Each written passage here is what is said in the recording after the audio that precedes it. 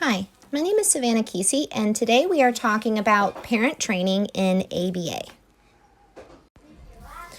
You may ask yourself as a parent, why is this training important for me? Or you may ask yourself as an analyst, how can I better help my parents? First, let's look at the reasons families seek out ABA. Most parents want to be able to help their children communicate better. It might be telling them that they need something from the refrigerator, just those kind of basic skills that they need. Build life skills, important things as going to the bathroom or washing hands and brushing teeth, gaining social skills, being able to play with other children and mediate and work out other issues that they might be having in play. Gain the skills as they get older that will help to foster employment or just help to seek for that problem behavior and who can help them with that. If challenging behavior persists and causes worry within the household and families, it's important to remember that this can also add to a struggle of emotions that might need some extra support and to help gain strategies that are effective. And this overall gives the better practices support to the children as well. So as we go forward, let's look at these terms as we will be exploring them as we move forward and discuss behavior itself. So we will be looking at what functions of behavior means, behavior management, generalization, extinction, and replacement behaviors. When thinking in terms of behavior, it is important to remember the age of the child and know their abilities, as well as what are practical skills that my child can do and what is appropriate for their age level to be doing, and what are some things we need to work on. Most parents will probably notice a difference in their children when they are exposed to other children and families. It allows for them to notice if there are things that may need addressed in their child's development. And it also helps for them to have understanding of those valued life skills that can change culturally. And it is really important that the practitioner pays attention to this when dealing with those family relationships, and that as a parent, you let the practitioner know if there are any things that they need to be culturally aware of. It just helps to set out a better practice and with better interventions that fit the family as well. Most parents notice the difference in their children, as we said before, between different ages and stages. And as we become more aware of our children's ages and stages around other kids and their peers, we start to look at their ability to be caring, or their problem-solving skills, or their ability to cope or to cooperate with others. Do they possess the initiative just to get up and get things done? Are they flexible? Can they kind of go with the flow? Do they manage their friends well? Do they often struggle to get along with their peers? Especially an important one as they get older is responsibility and patience and being organized. And another one is that emotional regulation, which is kind of that emotional perseverance. It's how we bounce back from things and how we kind of roll with the punches of everyday life. So one of the first steps we look at when working with families is understanding their need and what their prior knowledge is of working with an ABA practitioner. It is then important to discuss with parents what their portion and participation in treatment is.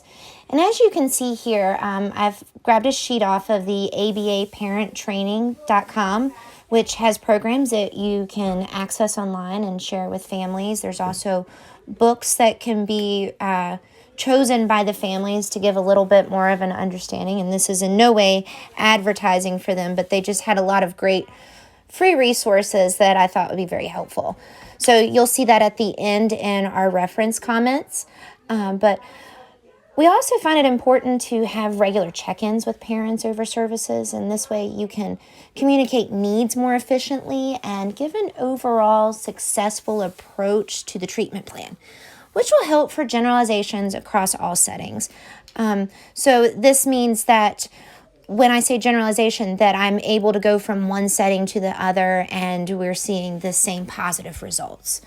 So, which this is our overall goal, to help individuals so that they can not just be successful in one environment, but across all environments. So generalization, as we spoke before, it's key in multiple ways, especially in learning new skills. When families learn the approaches and the methods that are effective for their child, they can then support their child's development across all settings, such as home, in the community, or with other people, such as family and friends, or relatives, or even in their school systems where they're at. Parents can help their child progress as they continue to gain these skills. If a child learns a new skill, such as washing hands, it doesn't matter whether or not it was the result of the provider or the parent that taught them, the parent can still help the child keep the skill. So sometimes when children with autism spectrum disorder or other neurological or developmental disorders learn new skills, they may lose those skills if they do not have repeat practice or continued opportunities to display that skill. So when parents can help their children maintain these skills by participating and helping their child to learn the strategies, it's also encouraging for those maintenance skills that are most definitely needed in the long run. It's also important to teach parents, or for parents to learn likewise, about evidence-based practices. It helps to give a better understanding of the field and what are effective practices. This also in thoughts to give parents another option, not to just medicate, and to provide options for schools in reducing problem behavior. If a parent has an understanding of their child's needs, then they can better advocate for them. By actively seeking participation in services, parents can also possibly reduce the intensity of the services needed. So if you look at one of our evidence-based practices here that we've read about articles, a parent training, a review methods for children with developmental disabilities, also in our references.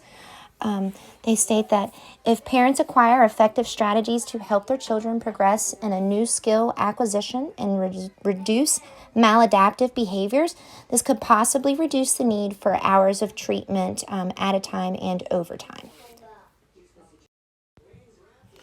So I've added the BCBA code in here for families to understand that it is part of the regulations that we are culturally responsible, and to the diversity that we can look at when we are working with our families, and that we are to not discriminate against our families for anything. Our job is to go in and just pretty much make life easier for everyone, and also give an understanding and an education of what it is and why we do it. So in the search to find the function of behavior, you need to look at the root of the problem, which is also known as the antecedent, meaning what happens before the behavior occurred. And then we look at what happened while the behavior was occurring and what happened after the behavior. So, for instance, I have a 5-year-old student with autism spectrum disorder. She kind of wanders around the room and then all of a sudden climbs up on tables and cabinets. When you go to take her down, she laughs and she giggles. And in this instance, the student is not being engaged in the room, so she climbs on the table to receive attention and be lifted into the air to the ground. The giggling indicates that she is liking her method of gaining attention. And when the adults go over and take her down, her behaviors are being reinforced by the attention that she's receiving. I've worked with staff to stand there and be ready to catch her, but encourage her to get down on her own. A simple task, but something everyone has accepted. Behavior is becoming extinct by taking away the reinforcement for the attention-seeking behavior. So the task has now become boring for her, and it has lost its function for the attention-getting behavior. So this is also something that her dad likes to do with her for a playful pastime. And in this, the child does not have the capability to discriminate between environments, which would which would give her the ability to, for the child to discriminate that, this is something that you do with daddy, that we don't do this at school. So in this situation, we also have to really ensure that we're not at risk of the student getting injured. And we also had to take into account as well, because the father is a fabulous dad, but he's also a working gentleman and is on the road through the week while his mother cares for his daughter throughout the week. So climbing on things has become an issue for them in their household. And it's just an overall safety concern across all environments. So let's look at the next sheet here.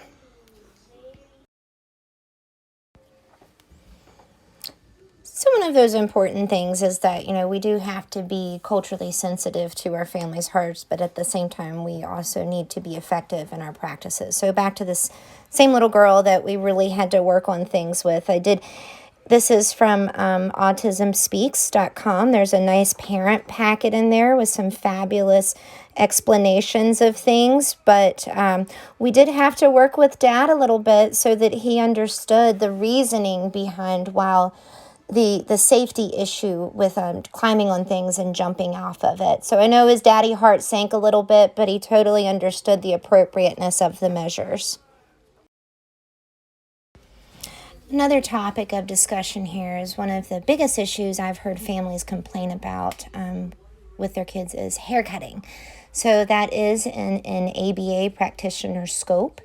Sometimes this can be an uneasy issue for kids, as there are many sensory components that can apply, like the sound of the trimmer, the way a comb feels going through their hair, or how the hair falls down as the scissors snip. Many of the families I've worked with have been forced to rely on the help of family members. Usually one of the members holds the child down while the other does their best to cut hair on the wiggly body. So in many aspects, understanding the function of behaviors can affect your outcome or the task that you are trying to complete. So just like with the hair cutting, we have to think about the environment itself, and that might be not just the location, but also the individuals in the environment and how they might react to these situations that are occurring. So like with hair cutting, we need to look at the reinforcements and punishments, and what are the difference with those, because sometimes that can be a little bit of a difference in understanding. So when I explain this, I like to think of it like as in that number strip that we all used to look at in algebra, and you had the positive side and the negative side, and as we added things and we grew up the line and it became positive, and as it was negative and we were taking things away, that we were going down with that little subtraction symbol. But sometimes where we get confusion is like when we balance back and forth between positive reinforcement and positive punishment, or negative reinforcement and negative punishment. So this is a really great little chart here, and it kind of helps to outline that. But if I were to give an example of a positive reinforcement, I'm going to think of like my puppy dog. So I'm trying to give my puppy dog something good. I want to get his attention, and I want to reward him for his good behavior. So I'm going to give some positive reinforcement, and I might give him a treat. But let's say he comes up and he jumps on me, and I don't want him to jump on me, but I also might want to reduce that. So I'm going to have a negative punishment.